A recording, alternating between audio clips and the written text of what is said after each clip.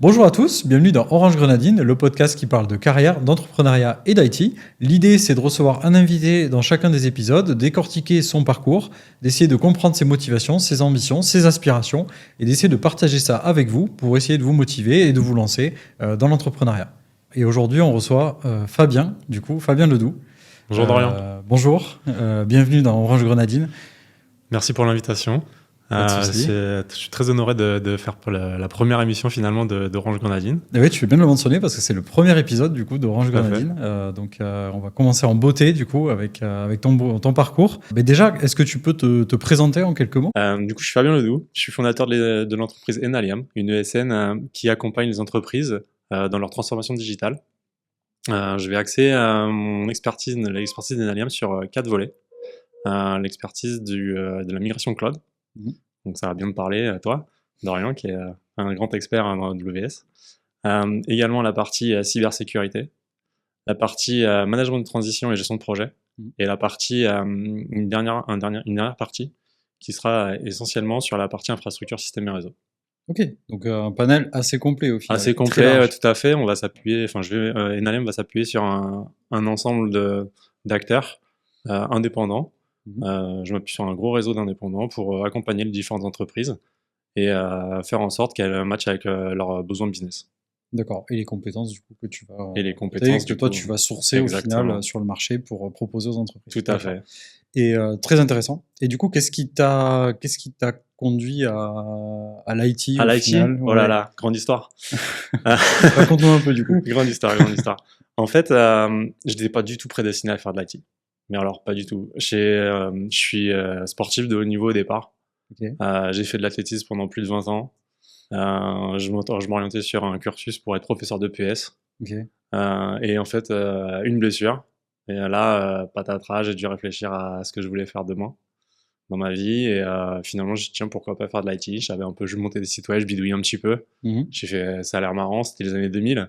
Ouais. Donc forcément, un peu le boom. C'est le début. Et voilà, le début de l'IT, etc. L'Internet qui est arrivé. Moi, je me rappelle du modem 56K qui faisait bien sauter la ligne téléphonique chez mes parents et mes parents qui râlaient, exactement.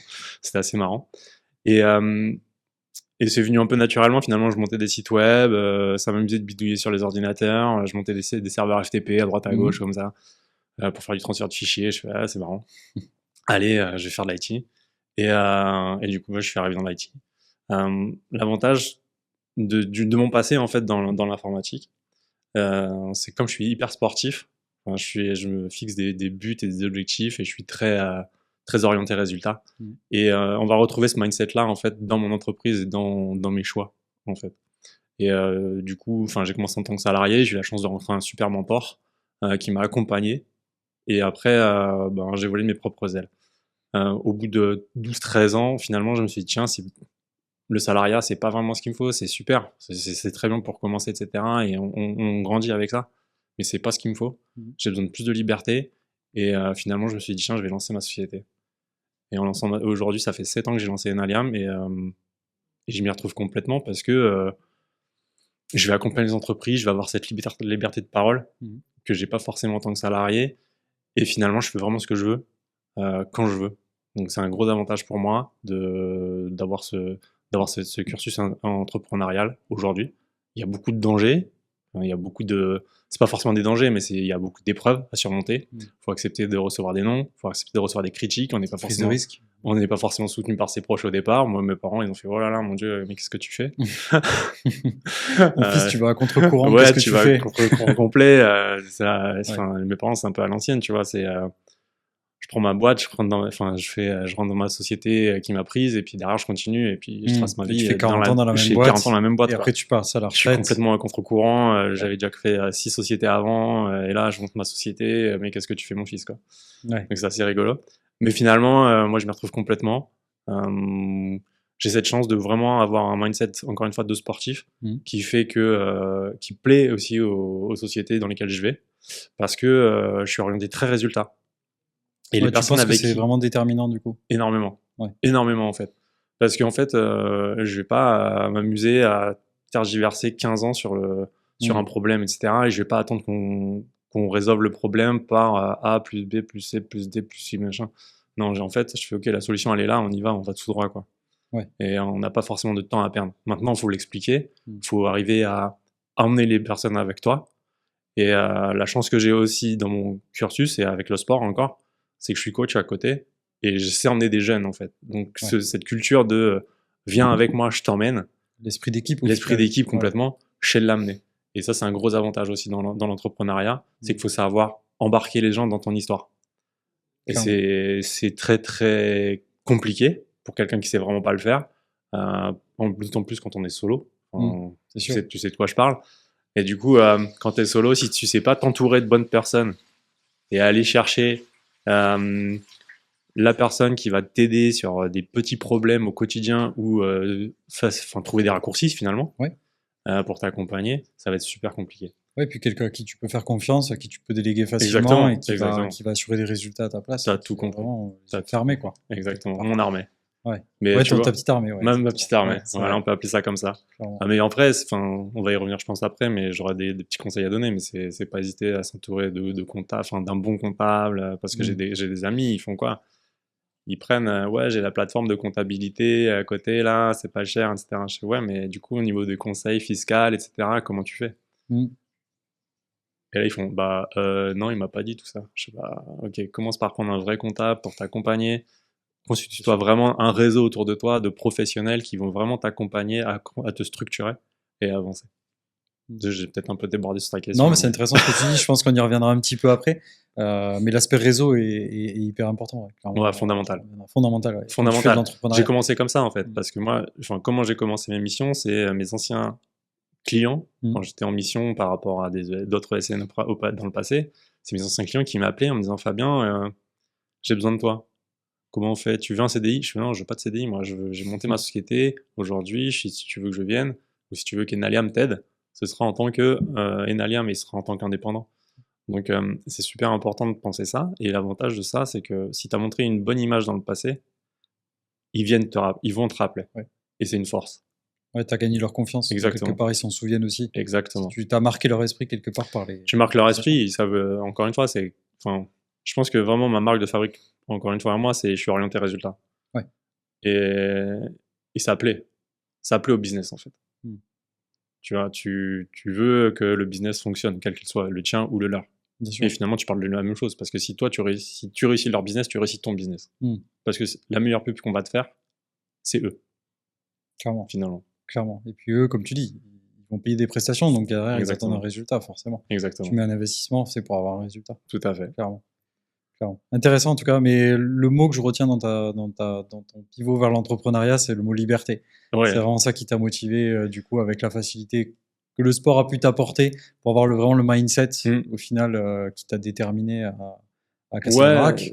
C'est important parce que moi, j'ai un enfant à côté de ça. Je suis papa à temps partagé. Et du coup, ça me permet aussi de passer du temps avec ma fille. Même si l'entrepreneuriat, ça prend du temps. Faut pas l'oublier, quoi. C'est du temps, c'est un investissement énorme. Tu investis sur toi. Donc, ta société, elle va grandir que si tu t'investis dedans. C'est pas les autres personnes qui vont vouloir faire grossir ta société, c'est toi et toi-même. Donc, sauf si tu as des associés, évidemment, mais du coup, ce sera toujours toi et ton associé, quoi qu'il arrive. Donc, ça va prendre du temps. Ça va être aller discuter avec tes pairs, aller faire du réseau à fond la caisse, faut pas hésiter, faut t'entourer, faut discuter, faut poser des questions, ne pas hésiter. Il n'y a pas de mauvaises questions, c'est bateau, mais il n'y a pas de mauvaises questions en fait. Et moi, quand je me suis lancé, avant de me lancer, j'ai hésité pendant 2 ans avant de me lancer. 2 ans, ouais. J'ai hésité pendant 2 ans. On m'a dit tu devrais en faire, etc. Et justement, c'est intéressant. C'est quoi les doutes que tu avais eu à cette époque-là? Mais c'est des doutes très bêtes. Parce que c'est des doutes que les auditeurs peuvent avoir aussi, tu vois. Ouais, mais je pense que tout le monde a ce doute-là en fait. C'est mais si j'ai pas de mission, comment ça se passe? Si j'arrive pas à m'entourer des bonnes personnes, comment ça se passe? Comment je vais faire pour me payer? Parce que finalement, au départ, c'est toujours la même question. C'est je deviens indépendant ou je lance ma société. T'as pas le revenu tout de suite, t'as pas de salaire. Clairement. Donc même si en France t'as l'ACRE, qui est quand même un énorme avantage, tout le monde n'y a pas le droit, tout le monde n'est pas éligible. Moi, j'ai eu la chance de trouver un montage qui m'a permis d'accéder à l'ACRE. Ouais.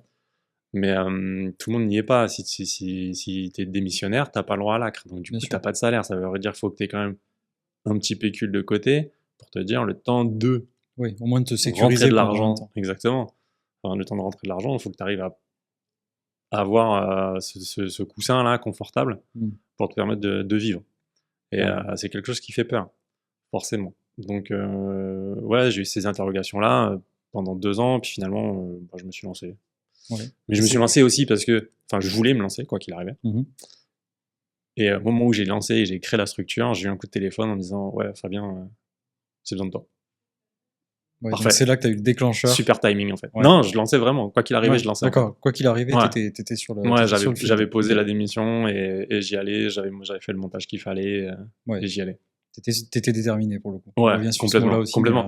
Mais c'est vraiment quand tu montes ta société, si t'es pas déterminé, on est bien d'accord. Ça marche pas, quoi. On est bien d'accord. De toute façon, si t'es pas là, la boîte marche pas. Non, il faut que tu sois déterminé. T'as pas le choix. C'est ça. Quelque part, t'as pas le choix. Mais c'est hyper intéressant. Mais encore une fois, je vais encore faire je pense que je vais faire le parallèle avec le sport toute la soirée. Mais en fait, c'est un entraînement. Tu vois, aujourd'hui, je suis triathlète. Si je veux m'investir dans un triathlon, mes entraînements, c'est constamment. Tu vois, je m'entraîne pas un mois à l'avance pour dire tiens, j'ai un triathlon demain. Tu vois. Ouais. Et en fait, c'est cette rigueur-là que je vais retrouver dans mon voyage entrepreneurial. Je vais l'appeler le voyage parce que je pense qu'on peut l'appeler comme ça, quoi. Je pense qu'on peut l'appeler comme ça, ouais. Parce que t'as tellement de hauts, de bas, de déviations, de rencontres aussi qui font que tu vas entamer de nouveaux projets, tu vas prendre des chemins un peu différents. Totalement. Donc c'est intéressant. Et la régularité aussi. Tu parlais du sport. La régularité, mais c'est primordial, en fait. Il faut que tu sois constant dans ton discours. Déjà, et quand tu vas rencontrer tes clients, etc., il faut que tu sois constant, il faut que tu montres une image irréprochable, enfin, au moins l'image que tu as envie de montrer, et qu'elle soit constante. Tu peux pas dire ce client-là, je laisse tomber parce qu'il va m'apporter un peu moins. En fait, il faut que tu les traites d'égal à égal, quel qu'il soit. Et ça, c'est super important. Ouais, clairement. Je pense que l'obsession client, là, c'est l'ancien amazonien qui parle. c'est primordial, mais ça a été démontré. Ça a été clairement démontré. Ouais, des fois, c'est un peu trop, mais ouais. C'est peut-être un peu... Peut-être ça peut être extrême, mais je pense que, comme tu disais, c'est les clients qui vont parler de toi derrière. Donc, que ce soit un petit client, un gros client, un petit client peut parler à un plus gros client qui derrière va venir te voir. Donc, c'est là que tu dis... C'est entièrement ta pub. Et c'est important, pas dire de les bichonner, mais pas loin, quoi. Ouais. On est bien d'accord. Du coup, on va enchaîner sur d'autres petites questions. Est-ce que tu peux nous parler des premières étapes, justement ? En fait, comme je te l'ai dit tout à l'heure, j'ai eu la chance d'avoir tout de suite un client. Donc, ça a été très facile, finalement. Le montage, etc. Comme je parlais avec beaucoup d'indépendants et beaucoup de personnes qui avaient leur société ou petites sociétés, j'ai eu beaucoup d'aide, en fait. Et ce que je t'ai dit vraiment, c'est vraiment poser des questions constamment, voir ce qui est bien, ce qui est pas bien analyser tes chiffres. Moi, c'est la base, en fait. J'avais fait tous mes calculs sur dire ok, je vais avoir tant de charges, je peux me payer tant, je peux me sortir tant, c'est pas un problème, ça marche. Et ça, c'est primordial, savoir combien tu sors de base dans tes frais. Bien sûr. Alors oui, en tant qu'indépendant, au départ, on sort pas beaucoup de frais. Mais après, quand demain tu veux élargir ta structure, scaler un peu, tu auras des frais supplémentaires. Tu auras des frais de gestion supplémentaires, de comptabilité, des frais de salariat ou des choses comme ça si tu prends des salariés. Et ça, c'est important de savoir où est-ce qu'elles vont tes charges. Pour dire combien tu vas cramer d'argent de base sans rien faire, quoi. Bien sûr. Donc ça, c'est hyper important. Ensuite, quand tu as la chance d'avoir ton client comme moi j'ai eu, finalement, tu n'as pas vraiment beaucoup de questions à te poser parce que tu avances et c'est parti. Donc ça, c'était très pratique. Et après, j'ai eu la chance d'enchaîner tous les clients. Tous mes clients, ils sont arrivés. J'ai jamais eu d'intercontrat, j'ai jamais eu de blanc, en fait. J'ai toujours eu des missions. Et j'ai toujours eu des clients qui m'ont demandé des personnes, en fait. Okay. Donc ça, c'est super important pour moi. Et je veux continuer à le faire et je veux le faire grossir. Ouais, c'est clair. Parce que c'est une crainte aussi quand tu deviens indépendant, de te dire, tu vas peut-être te retrouver entre deux missions sans rien, peut-être 2 mois sans rien. Ça, faut l'accepter. Comment t'assures ? Et derrière, en fait, c'est moi ce que je vais dire, c'est vraiment savoir combien tu veux dégager d'argent pour toi et qu'est-ce que tu veux de demain. Et pour pouvoir garder ce matelas de sécurité, parce que oui, demain, tu sais pas ce qui va se passer. Tu vois, le Covid est arrivé. Ça a été une super expérience, en fait, pour moi. Parce que finalement, c'est une crise où chacun a ses choix, personne ne connaissait, c'était inédit pour tout le monde. Comment on fait ? Tu bosses pas. Et en fait, j'ai pas eu d'arrêt de service. Parce que derrière, il a fallu mettre tout le télétravail en place. Et ça a été... Et c'était nouveau. Oui. Nouveau pour tout le monde. C'est ça.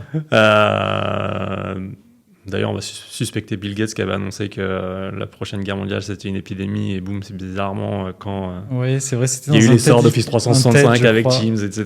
Tu vois. Non, je déconne. Théorie du complot. Théorie du complot. Mais voilà.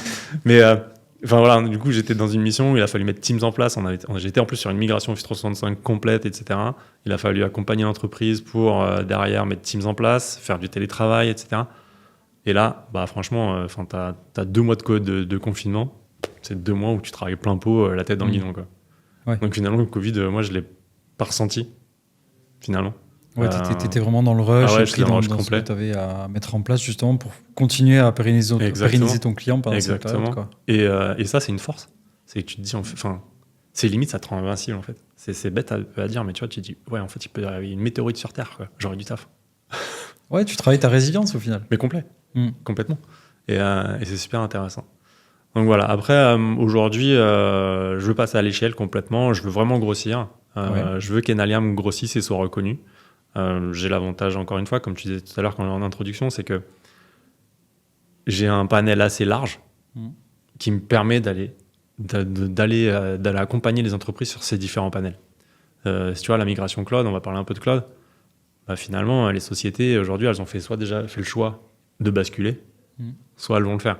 On va pas se voiler la face, il y en a très peu qui vont dire ok, je retourne en arrière, surtout avec VMware aujourd'hui qui pète les scores en termes de budget. Forcément, tu as un accompagnement à faire au niveau des sociétés.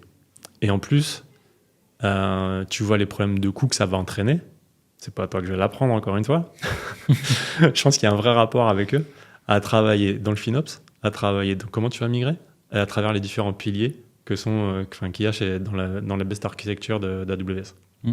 Donc ça, on va accompagner les sociétés à travers ça, déjà. Ensuite, sur la partie cybersécurité. Aujourd'hui, avec le quantique, avec tout ce qu'il y a avec Internet et la Russie, etc., enfin les différentes guerres un peu de territoire, qui sont plus vraiment des guerres comme on peut en avoir en Russie, en Ukraine finalement. On va avoir beaucoup de guerres à travers la cyberattaque. Ouais, des guerres invisibles. Des guerres invisibles, entre guillemets. Où là, demain, une société, il va falloir qu'elle soit capable, après une cyberattaque, d'être résiliente et de se réarmer tout de suite. Clairement. Donc, comment tu fais ? Voilà, Enalium va accompagner les sociétés à faire en sorte de perdre le moins de temps possible après une cyberattaque pour remettre d'équerre leur système d'exploitation, d'un système d'information et travailler. Donc, je ne perds pas d'argent après une cyberattaque. Même si une ransomware qui est tombée, etc., le cyberattaquant qui dit « je veux 3 millions pour vous décrypter vos trucs, etc. » En fait, tu t'en fiches, tu avais une solution en place qui permet ça. Tu fais OK, merci, bye bye. Bloqué en amont. Voilà, tout est bloqué en amont, tout est tranquille. Ouais. Ça, c'est le but, c'est d'accompagner les entreprises dans ce niveau-là. Sur la partie infrastructure et système réseau, c'est du classique. C'est comment je vais intégrer une nouvelle technologie, comment je fais une MCO. OK, terminé, il n'y a pas de problème. Et après, sur le 4e volet, management de transition, gestion de projet. Ben, c'est simple, hein, c'est comment on va aider les structures à se réorganiser en termes de processus. Parce que des fois, ça grossit un peu trop vite. La structure va grossir un peu trop vite. Il va falloir l'aider, l'accompagner pour dire « Ok, je vais te réorganiser un peu ton structure IT pour que ce soit plus efficace et plus efficient et que ça réponde mieux à tes besoins. » Et toujours en matchant le besoin business d'abord. Pas forcément un besoin IT. Parce que tu vois, tu as une direction IT, elle peut te dire « Ouais, j'ai besoin de ça, ça, ça, ça. » Mais ça ne va pas forcément matcher avec le besoin business. Bien sûr. Le but, c'est de faire matcher les deux. Il y a ça. Et la partie gestion de projet, c'est accompagner les structures, les différentes DSI dans les différents projets de mise en œuvre de nouvelles technologies. Et limite, même à travers ces 3 derniers volets qu'on a pu citer, hein, migration cloud, ou bien cybersécurité, ou alors infrasystème et réseau, les accompagner à travers ça. Et ça, c'est l'idée de demain. Même si c'est déjà un peu le cas aujourd'hui, mais encore plus fort demain. Et d'être un acteur majeur et concurrentiel, même si c'est une très forte concurrence, je le sais. Mais j'y crois. Bah, il faut y croire déjà. Ouais, c'est important. Déjà avoir l'ambition, avoir l'envie de le faire, mais très beau projet en tout cas. Merci. Très beau projet. Et puis je pense que tu as bien posé les premières briques, en tout cas de ce que tu veux construire.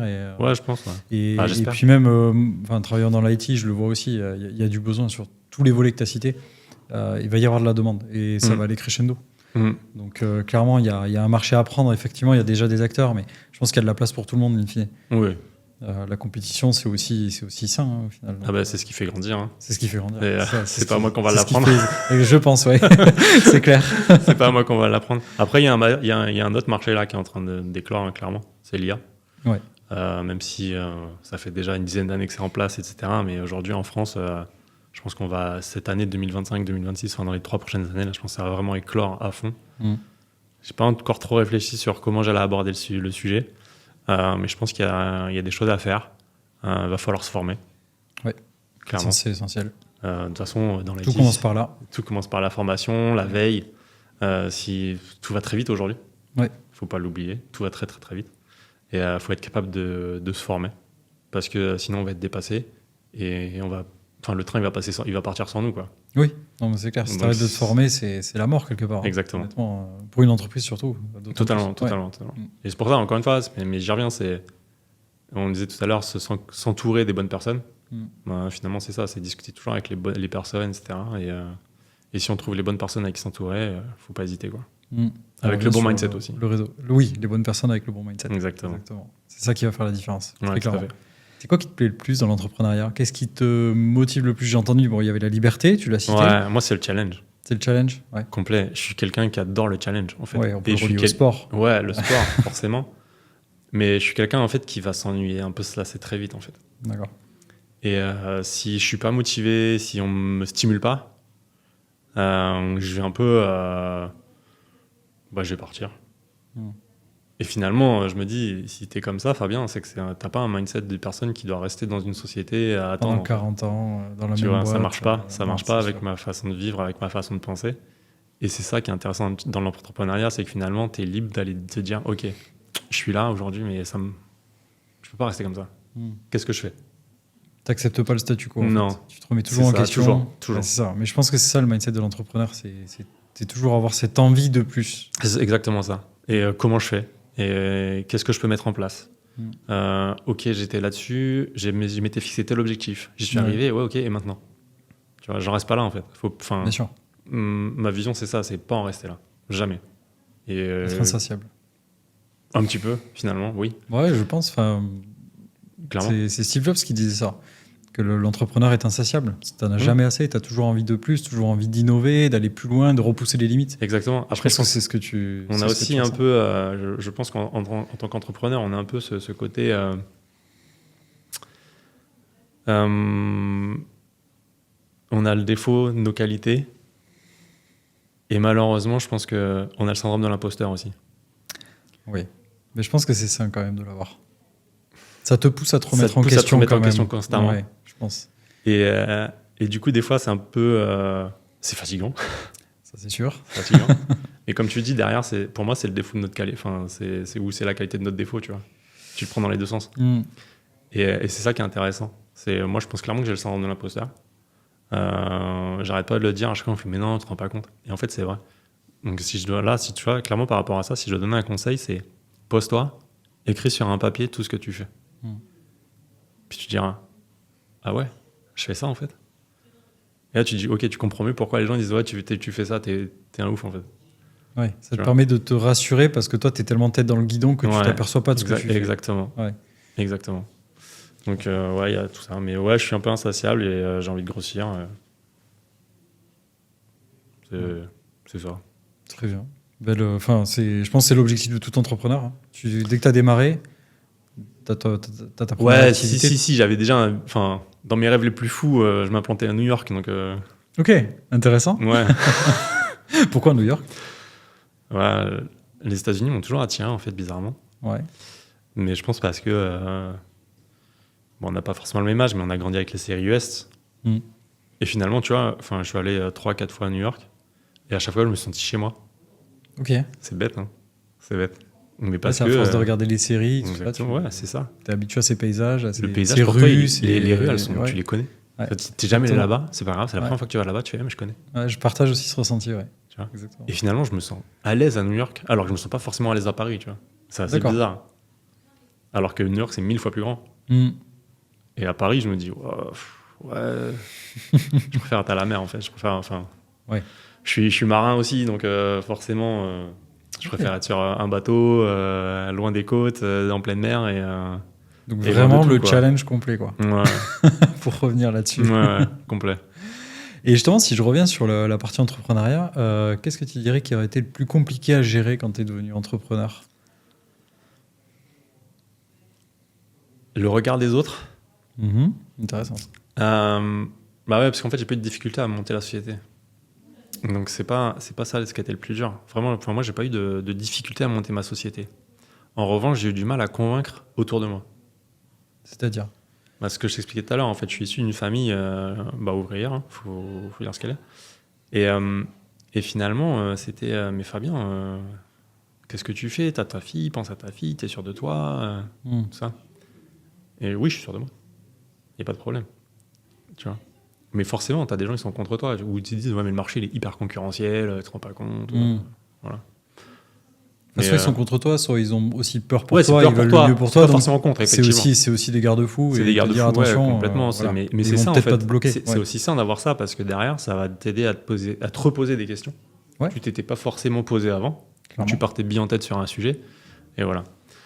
Donc, mais ça revient toujours au même, en fait, ce que je disais tout à l'heure, c'est discuter. Toujours parler aux gens pour être sûr et certain que vous allez dans la bonne voie. Poser des questions. Expliquer votre business. Donnez votre vision. Et elle va s'affiner, en fait. Plus vous allez en parler, plus elle va s'affiner. C'est intéressant ce que tu dis, parce qu'on entend souvent, ne parle pas de ton idée parce qu'on va te l'appliquer. Non, ben non. Justement, c'est faux. C'est complètement faux. C'est une croyance limitante, je pense. C'était obligé. Parle-en. Ouais. Ça va s'affiner, ça va. Et en plus, tu vas voir si tu fais fausse route. Parce que tu vas voir si tu as tes clients, en fait, finalement. Parce que tes premiers clients, ça va être tes amis. Hein. Enfin, c'est ton cercle. Hein. S'ils adhèrent à toi et s'ils disent ouais, c'est super, etc., ça va marcher, ils y croient avec toi, il n'y aura pas de problème. Si en revanche, on fait t'es sûr ? Je vois pas trop le truc là. Bah, finalement, tu te poses la question. Pourquoi ? Après, tu peux prendre des portes, hein, attention. C'est pas parce que. Pour moi, no, ça veut dire next opportunity. Hein. On est bien d'accord. D'accord. Je pense que les portes, il faut en prendre. Il faut les prendre. Ça fait partie de l'échec. Ça fait partie de l'entrepreneuriat, de l'aventure entrepreneuriale. C'est parce que tu prends les portes que tu changes aussi ta façon de faire. Moi, typiquement, quand je dois développer, j'adapte un discours. Et en fait, au fur et à mesure, je vois mon discours, il n'est pas bon. Il faut que je le change. Ouais. Il ne marche pas, etc. C'est pas le bon discours que j'adapte. J'ai pas la bonne posture, soit j'ai pas la bonne posture, soit j'ai pas le bon client en face, peut-être. Mais je pense que je me remets d'abord moi en question avant de dire c'est le client qui n'a pas compris. Quoi. Ouais, non, je pense que si tu pars déjà dans cette optique-là, je pense que tu as déjà perdu. Ouais, d'accord. Donc, je pense que c'est ça les plus grosses épreuves, en fait. C'est faire adhérer les gens à ton projet. Une fois que tu as ça, finalement, si tu es confiant en toi, il n'y a pas de problème, tu vas réussir. Après, c'est ce que je dis à mes athlètes. Hein. Je refais le parallèle avec le sport, mais tu vois, quand tu es face à une barre de hauteur, si tu dis dès le départ, je ne vais pas y arriver ou tu as des doutes, c'est sûr que tu n'y arriveras pas. Ouais. Donc en fait, tu n'as pas le droit au doute. Il n'y a pas de place au doute. C'est là que tu te dis, tout est dans la tête en fait. Tout est dans le mindset. Complètement. Si tu déverrouilles ça, c'est illimité. C'est exactement ce que j'allais dire. C'est illimité. Tu peux faire ce que tu veux. C'est ça qui est beau. Et l'entrepreneuriat permet de décupler ça au final. Complètement. Si tu as vraiment le bon mindset, tu te rends compte que tu n'as aucune limite. Exactement. Donc, moi, je suis en train de préparer un triathlon là, et je pars vraiment dans le fou là. Je pars dans l'Ironman. Waouh. Et il y en a plein qui me disent ah, c'est chaud, machin. Alors, par contre, vu que j'ai un passé où j'ai déjà fait des half Ironman, donc c'est la moitié de la distance, là on me dit on sait que je vais y arriver en fait. Parce qu'ils disent de toute façon, oui, ok. Tu l'as déjà fait, c'est déjà passé par là. C'est pas fait, t'as fait que la moitié, mais ils savent que c'est le double. Mais pour eux, ils font ok, ça m'étonne pas de toi en fait. Donc tu vois, après tu fais tes preuves en fait et il n'y a plus de barrière finalement. Donc ok, tu y es arrivé, tu scales et ok, tu t'arriveras à scaler quoi. Ouais. Non mais clairement, c'est une fois que tu as franchi un premier palier, tu déverrouilles au final le palier d'après, tu te dis bon bah c'est possible, hop, et puis ainsi de suite. Et tu montes petit à petit comme ça. Tout à fait. C'est juste des verrous mentaux en fait que tu déverrouilles au fur et à mesure. Est-ce qu'il y a eu dans ton parcours une décision clé à un moment qui a fait un tournant particulier qui t'a permis d'accéder, je sais pas, au niveau supérieur ou de franchir une étape un peu importante ? Moi, j'ai la première étape, de toute façon, c'est le changement d'orientation. Ouais, déjà. Déjà, de base. Tu vois, ça a été... c'est mort dans l'âme que tu le fais. Hein. Ce choix, depuis tout petit, t'es conditionné, je vais faire du sport, je vais grandir dans le sport, etc. Machin. Tu le laisses et tu dis, bon, qu'est-ce que je fais? Tu vois, c'est dur. Même si tu joues à côté avec un ordinateur, etc., tu te dis, vraiment, je dois remettre en question le sport et tout. Mais aujourd'hui, je suis tellement heureux d'avoir ce choix-là, en fait. Je parle avec des amis, ils étaient professeurs de PS, puis tu vois les jeunes d'aujourd'hui, comment ils sont. En cours, etc. Tu te dis, waouh. Enfin, moi, je me le dis, en tout cas. Et je me dis, je suis bien content, quoi. Je suis bien content d'avoir fait ce changement. Maintenant, après, des autres caps, le cap de forcément, quand tu passes de salarié à entrepreneur, c'est un autre cap, une autre décision à prendre. Encore une fois, je me lance pas. Il y en a plein qui n'osent pas. Oui, il y en a plein qui veulent le faire, qui ont l'idée, qui lisent des centaines de bouquins dessus, mais qui au final passent jamais à l'action. Mais en même temps, franchement, moi, jette-toi à l'eau, quoi. Ouais. Jette-toi à l'eau. Je suis d'accord. T'as rien à perdre. Enfin, je pense qu'en même temps, on n'a pas grand-chose à perdre dans tous les cas. Non, on n'a pas grand-chose à perdre, mais après, il y a certaines personnes qui sont tellement habituées à leur zone de confort. Il faut savoir en sortir. Mais moi, le premier, faut savoir en sortir. J'ai beaucoup hésité aussi, tu vois, avant de me lancer. Tu es dans une sorte de bulle un peu dorée, et tu te dis, tu sais pas trop ce que tu vas retrouver à la sortie. Mais je pense que ça se tente, et en tout cas, il faut savoir gérer après, une fois que tu as tenté, mais... Je pense que c'est un risque que tu peux rebondir facilement. Tu rebondis, tu retomberas toujours sur tes pas. Encore plus dans notre secteur. Ouais, notre secteur est facile, entre guillemets, parce que je pense que demain il va être un peu moins facile quand même. Mais à voir, et encore, clairement. Et encore, ça se relance. Mais faut accepter aussi de repartir en arrière. À un moment donné, pour mieux monter. Enfin, c'est encore une fois, c'est très bête, quoi. Mais la vie, elle est pas linéaire. Tu vois. Et il y a des hauts, il y a des bas. Faut accepter de descendre un petit peu pour remonter plus haut, quoi. C'est bien dit. Ouais. Très clairement. C'est bête, c'est bateau, tu vois. Mais moi, c'est l'analyse que je fais de ma vie. J'ai eu des hauts, j'ai eu des bas. Et aujourd'hui, je touche du bois, je suis content, ça avance. Après, demain, ça se trouve, je redescendrai un peu et puis je remonterai après. Ouais. Après, tout est d'histoire de mindset. Toujours pareil, on revient là-dessus, mais c'est ça qui t'aide à rebondir, à repartir du bon pied, à grandir. Oui, totalement. Et à te maintenir au final. Exactement. Et justement, quel conseil tu donnerais à quelqu'un qui aimerait se lancer, qui hésite aussi, donc la phase d'hésitation que tu as eue, qu'est-ce que tu lui dirais si tu l'avais en face de toi? Si je l'ai en face de moi? Ouais, si tu l'avais en face de toi, quel serait le message? Saute dans l'eau. Saute dans l'eau, tu vas voir, elle est tellement bonne. Pas mal. Non, je lui dirais ça, clairement, je lui dirais franchis le pas, n'aie pas peur. Ouais. Quel que soit l'âge, tu penses? Non, pas forcément quel que soit l'âge. Si tu es super bon communicant, quel que soit l'âge. Si tu es super à l'aise avec les gens, si tu sais communiquer, ok, quel que soit l'âge. Si tu n'es pas vraiment à l'aise avec la communication, là, prends du temps, prends du recul, construis ton réseau. Et ensuite, vas-y, lance-toi. Après, honnêtement, tu apprends en marchant. Dans tous les cas. Moi, encore aujourd'hui. Honnêtement, ça fait 7 ans que je suis entrepreneur, j'apprends encore plein de choses aujourd'hui. J'apprends à communiquer. Et tous les jours, j'apprends à communiquer, j'apprends à les serrer des mains. Et c'est quelque chose qui est ça. Et tu vois, aujourd'hui, on est là aujourd'hui, tu vois la preuve. Pour moi, c'est complètement un truc nouveau. J'ai jamais fait ça de ma vie. Autant toi, je te vois sur les réseaux sociaux. Ouais, mais le podcast, c'est pareil, c'est une première aussi. Tu vois. Et ça, faut se lancer. Et t'apprends, c'est pas grave. Moi, j'estime que j'ai le droit à l'erreur. Et tout le monde a le droit à l'erreur, en fait. Bien sûr. Et c'est comme ça qu'on grandit. Donc, moi, je lui dis, fonce. Mais par contre, entoure-toi. Entoure-toi des bonnes personnes.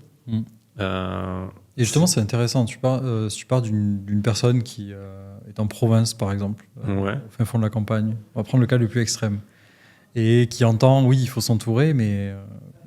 En province, au fin fond de la campagne, après, ça dépend de ton business, on est dans l'IT. Donc, quelqu'un qui veut se lancer dans l'IT et qui est au fin fond de chez ses parents dans la campagne, qui travaille sur son PC. Tu peux faire du remote de partout, j'ai envie de te dire. Maintenant, il faut trouver tes clients qui vont accepter ça. Mais pourquoi pas? Après, faut être honnête. Sur notre métier, si on n'est pas dans les grandes villes, ça va être compliqué. Donc, il faut aussi aller dans les centres où est-ce qu'il y a du travail. Où est-ce que tu vas être capable, susceptible de trouver des clients pour faire grossir ta structure. À un moment donné, tu peux pas non plus, si tu restes à la campagne, à un moment donné, c'est comme si tu restais chez toi, quoi. J'adore la campagne, attention. Mais malheureusement, la désertification, elle est réelle. Elle est là et on ne pourra rien y faire. Donc, oui, je lui dirais, lance-toi quand même. Mais accepte que derrière, tu as des sacrifices à faire. Surtout ça. Et il faut que tu en aies conscience. Si tu n'as pas conscience des sacrifices que tu as à faire, ben, ok, ça ne marchera pas.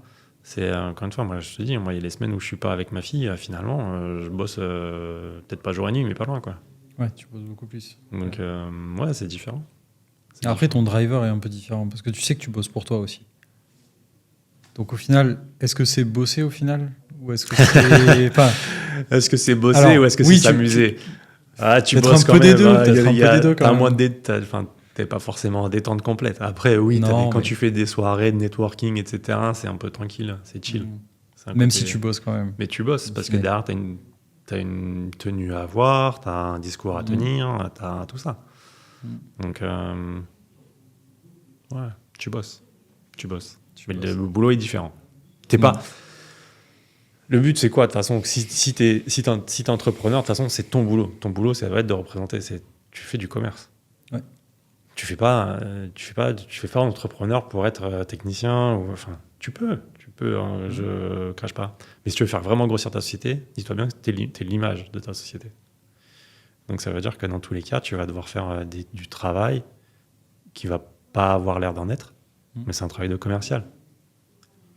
Pour nous, ça n'en est pas parce que c'est pas notre boulot en fait. Enfin, on dit que c'est pas du travail parce que c'est pas notre boulot en fait. On va devoir faire un autre travail qui est différent du travail de technique qu'on pourrait avoir. C'est ça la difficulté aussi du métier d'entrepreneur au final, c'est que tu as plusieurs casquettes. Donc, tu dis tu es à la fois commercial, tu es à la fois technicien la journée parce que tu vas aller chez ton client et tu vas construire des applis ou déployer des infrastructures. Il faut jongler entre tout ça. Et tu es aussi un peu communicant parce que tu travailles ton personal brand, comme on est en train de le faire là, par exemple. Exactement. Donc, ça fait partie un peu du job de commercial, mais tu es obligé de te diversifier quand tu es entrepreneur de toute manière. C'est ça qui est super. Te pérenniser. Mais c'est enrichissant. Et le week-end, tu fais ta compta, et du coup, tu deviens un peu comptable, et tu touches à tout, et tu fais du marketing, et tu fais tout ça. Mais c'est ça que je trouve stimulant, justement. Mais c'est hyper stimulant. Après, tu veux pas les faire, tu prends des ressources à côté de toi, tu t'entoures. Voilà. Et tu gagnes du temps, et voilà. Mais c'est s'entourer, enfin, c'est savoir s'entourer, tu vois. Je vous ai expliqué l'exemple du comptable tout à l'heure. Mais ça, c'est super important. C'est comme quand tu veux aller acheter une maison, enfin, tu veux faire de l'immobilier, tu vas t'entourer des agents immobiliers de ton quartier, parce que, du quartier où est-ce que tu veux aller, parce que tu as envie qu'ils donnent les meilleurs plans. Quand à peine ils vont sortir, tu veux qu'ils pensent à toi. Tu vas t'entourer de tes notaires, parce que tu veux avoir le meilleur notaire avec toi, et qu'au moins ils gèrent ton portefeuille immobilier. Et tu veux un bon banquier qui va te suivre sur quel que soit ton projet. Donc, en fait, c'est construire ton équipe. C'est tout. C'est dans le travail, c'est dans tout, c'est au quotidien. C'est t'entourer, avoir la bonne équipe. Ça, c'est le conseil, c'est avoir l'équipe qui va t'aider et te faire avancer. Et qu'est-ce qui t'a aidé justement à construire ton équipe, tu dirais? Qu'est-ce qui m'a aidé à construire mon équipe? Qui m'a aidé ou qu'est-ce qui m'a aidé? Les deux, les moyens que tu as utilisés. Et peut-être, tu parlais d'un mentor tout à l'heure, peut-être que ton mentor t'a aidé. Mon mentor, il n'était pas dans l'entrepreneuriat. Lui, c'était mon mentor dans le mode un peu technique, etc.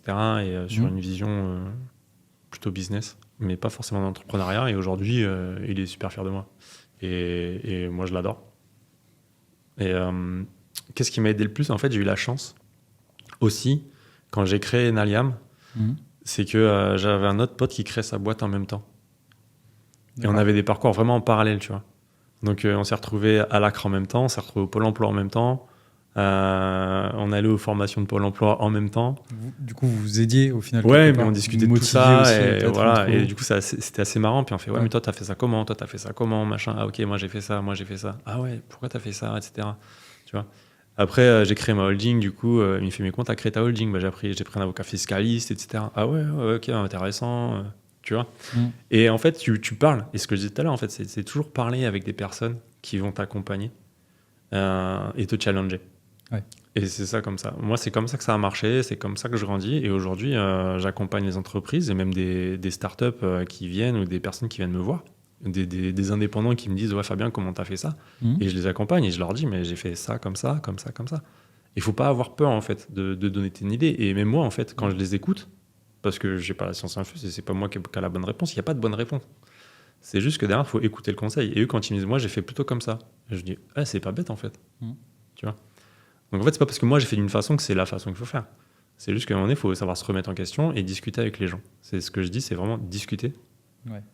Communiquer avec eux pour pouvoir justement être sûr d'avoir à peu près la bonne décision ou au moins la décision qui va t'aider à avancer selon toi. Et c'est là que tu t'aperçois que tu as plein d'alternatives possibles. Complet.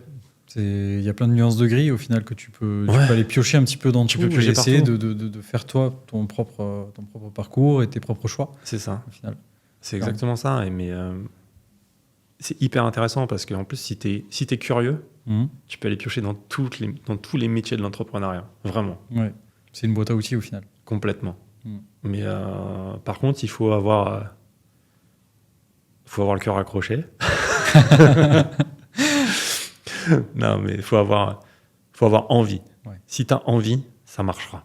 Parce que si tu es motivé pour faire décoller ta boîte, tu feras tout pour. En revanche, si tu n'as pas envie, tu resteras à ta petite boîte tranquille. Voilà. Mais chacun son niveau. Ça convient peut-être à certaines personnes. Ça convient à chaque personne. Ouais, tout dépend des objectifs. Clairement. Exactement. Ouais, mais si tu as vraiment envie de décoller, tu vas t'investir à fond. Et puis voilà. Mais encore une fois, ce que tu dis, c'est quand tu vas te lever le matin, c'est ton gagne-pain, quoi. Et tu sais pourquoi tu te lèves le matin. Alors je propose maintenant qu'on passe à l'instant grenadine où on va rentrer sur des questions un peu plus légères, un peu plus personnelles avec notre invité. Et l'idée c'est de comprendre un peu plus dans sa vie personnelle qu'est-ce qui va l'influencer et qu'est-ce qui va être sa source de motivation. Du coup Fabien, première question, je voudrais savoir si tu pouvais travailler de n'importe où dans le monde, où est-ce que tu aimerais travailler ? J'adore ta question. Comme je t'ai dit en fait tout à l'heure, je suis marin et j'adore naviguer en fait. Et mon spot c'est les Caraïbes. Ok, intéressant. J'adore naviguer dans les Caraïbes, avec surtout Saint-Vincent. J'ai la petite crique où j'adore poser l'ancre, c'est à Cumberland. Donc s'il y avait moyen de travailler sur mon bateau, enfin sur un bateau, parce que j'ai pas de bateau malheureusement, pas encore. Non, je préfère les louer. Ce serait clairement là-bas, donc sur un bateau à Saint-Vincent avec une connexion quelle qu'elle soit, satellite ou autre là, et bosser de là-bas. D'accord. Ce serait le pied pour moi. Parce qu'en fait, mais tu vois, on revient encore à la liberté finalement. Oui. Parce que quand tu es sur un bateau, il n'y a rien devant toi. C'est l'horizon. Clairement, tu vas où tu veux. Et tu vas où tu veux. Et aussi, t'es tout petit par rapport au monde. T'es tout petit par rapport à l'océan. Tu dois te faire petit et t'es humble. Et j'adore en fait. Ça remet bien les pieds sur terre, un peu comme à la montagne. C'est la même chose. Et voilà, je suis quelqu'un qui est très nature. Donc, si j'avais le choix, ce serait ça. Donc, ça te permet de te ressourcer aussi, de ce que je comprends. Enfin, c'est le moment où tu vas. C'est une grosse ressource. Au-delà de la ressource, c'est une grosse déconnexion, en fait. Ouais. C'est que quand tu es en mer, finalement, tu déconnectes. Parce que tu n'as pas de réseau. Ouais, déjà. C'est vrai que ça tranche un peu avec nos métiers, du coup. Complet. Mais au final, c'est l'opposé. Mais je pense que quand tu bosses H24 dans l'IT et qu'on est entouré d'IT tous les jours, parce qu'au final, même dans la vie perso, complètement. Je pense que tu as raison, se déconnecter, mais c'est aussi. Tu as hyper besoin de ça. Enfin, moi, j'en ai hyper besoin. C'est bénéfique. Ouais. Et c'est aussi pour ça que je fais du sport régulièrement, parce que j'ai besoin d'avoir mon cerveau qui décroche. Ouais. Même si derrière, quand je pars sur mon vélo, j'ai le cerveau qui bouline à fond. Tu vois. Mais c'est pas grave, parce qu'en fait, à un moment donné, je suis dans le mal et je décroche forcément, quoi. Ouais. Donc voilà, encore de la liberté. Et du coup, sur ton île aux Caraïbes, quand tu travailles, quelle musique t'aimes bien écouter ? Alors, j'aime bien l'électro. Et en ce moment-là, je suis sur Plume et True Love. D'accord. Donc, je laisserai aux auditeurs le soin de découvrir. On mettra un petit extrait. Mais allez-y, moi j'adore Plume.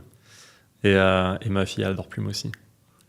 Malgré ses 11 ans, elle adore. Et quand ses copines lui disent « Tu t'écoutes quelle musique ?» Elle fait « J'écoute Plume et Relume. » Et elles font « C'est quoi ?» Voilà. Et t'as loupé une génération. Ouais, après, on est très musique chez nous. Donc, moi, je travaille pas sans musique. Donc, j'ai toujours mon Spotify qui est au taquet toute la journée. Et ma fille est pareil. Elle arrive chez moi, elle rentre, elle fait ses devoirs, elle met de la musique et elle a des platines de mix, elle s'amuse là-dessus. Super. Donc, Beau. Plein d'électro. Ouais, instant créatif, sympa. C'est ça. Et j'avais quand même une dernière petite question à te poser. Vas-y, dans l'instant grenadine, on est toujours dans l'instant grenadine. Sans-moi ton piège. Sans recomplier. Si tu as eu une anecdote un peu embarrassante, un peu drôle à raconter sur qui s'est produit lors d'une de tes missions. Dans mes missions, ça serait laquelle sans citer les noms des clients. Non, bien sûr. Ah ouais, j'en ai une. Ouais. J'en ai une qui me vient en tête là. Du coup, dans ma société, j'ai dû aller installer du réseau sur une île d'un client. Et dans la journée, on nous annonce que le vol et retour, il est annulé. Donc, le client, il se débrouille, il appelle sa secrétaire, etc. Il trouve un autre aéroport pour repartir. Donc, on fait 1h30 de voiture on prend le bateau de l'île sur le continent. On fait 1h30 de voiture pour aller prendre un aéroport. Et là, on n'a pas les billets. Ouais, les clients, les billets, moi, j'ai pas les billets. Et là, tu arrives au contrôle de sécurité et le mec, il te dit « Venez ». Et le mec du sécurité, il dit « Bah non, vous passez pas ». Et lui, il dit « Venez ». Tu veux monter dans l'avion, mais je peux pas monter, j'ai pas de billets. Il fait « Venez, je vous dis ». D'accord. Et là, le mec, il dit, le gars de sécurité, il fait « Non, vous passez pas ». Et le mec, il arrive devant le gars de la sécurité, il fait « Il passe ». Et là, on passe. Et tu fais... D'accord. C'était vraiment quelqu'un de la sécurité ou... Ouais, c'était vraiment quelqu'un de la sécurité, de l'aéroport, etc.